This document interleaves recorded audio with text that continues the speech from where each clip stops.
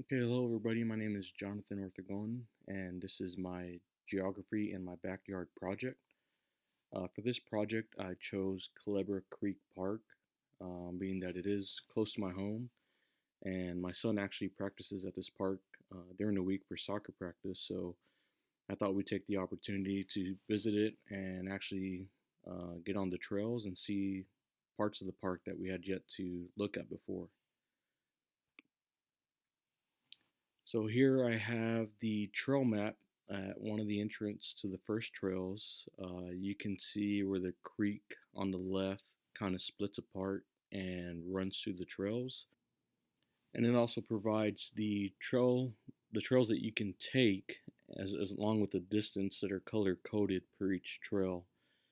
Interesting part about these trails is that it is part of the Howard Peak Greenway Trail System.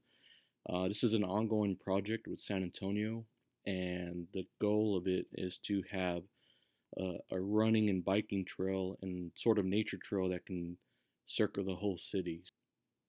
And on the right side of the slide here, I went ahead and got an aerial view of what the creek looks like on Google Maps, so we can get an aerial shot, and you can almost tell where I put the red and blue lines where the creek water comes through and how it kind of converges right before the highway and continues down past the highway along the creek head.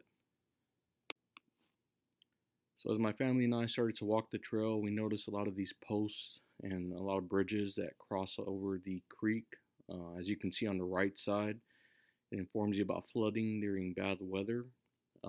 Obviously in San Antonio it's a little dry, so the creek bed is dried up in a lot of spots that you're hiking over. Um, I also thought it was pretty cool on the other sides of the post. You can actually find GPS coordinates, which we've been working a lot with Google Maps and whatnot. So I thought that was also an interesting picture to grab, being that it relates to a lot of what we do in our class. As we went down the trail, I wanted to go off trail a little bit and kind of show my kids what it looked like as when the creek is dried up and there's not water flow through it. So we went off trail and down to the creek bed, and here we started to see a lot of the erosion going on there. You can kind of see the cuts under the rocks where the water is slowly eroding away at the larger rocks and creating a lot of those smaller ones you see there on the left. So I thought this rock was pretty interesting to take a picture of, being that you can see the amount of chemical weathering that's happening there on the top of it. And this rock was actually a pretty good distance away from the creek or any kind of running water. It was on the higher end of the trails that we were walking, um, but you can still see, with it being under a tree there, the chemical weathering that's slowly chipping away at the top of the rock. And in this slide here, I grabbed a picture of what I believe to be physical weathering. I imagine with some frost wedging and the mass amount of flooding that happens, this chunk of the rock broke off and was pushed away some by the flooding waters. And on the right side, I wanted to grab that angle to show that that little piece of rock almost lines up perfectly, as though it's a puzzle piece with a larger rock. And on this slide here, I just wanted to get more pictures of erosion on a larger scale. You can see as the water comes through here when it floods, it starts to erode away at the rocks and kind of cause those two levels from the top and the bottom of the rock there.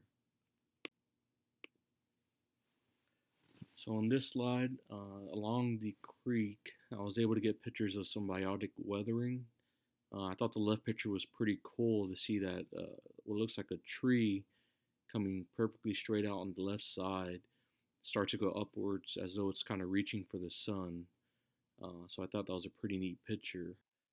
And with the pictures on the right, it was pretty cool to grab a side view of what it looks like for a tree and its roots to kind of wedge themselves in and out of the rocks, as you can see there on the top and bottom right pictures. And in this slide, I took some pictures of some corrosion going on. I was starting to find that a lot of these divots were closer to standing bodies of water that were left over after the floods. So we reached the end of the project here, and the last two pictures I just wanted to show just some man-made drainage that I caught. You can see they use some of the surrounding rocks and cement to help with the drainage. And this is the field I was talking about that during the week is usually full of kids practicing soccer and football and baseball. So if you ever get the opportunity, I highly recommend visiting the park and taking some time to walk the trails. So other than that, thanks for watching. Have a good day.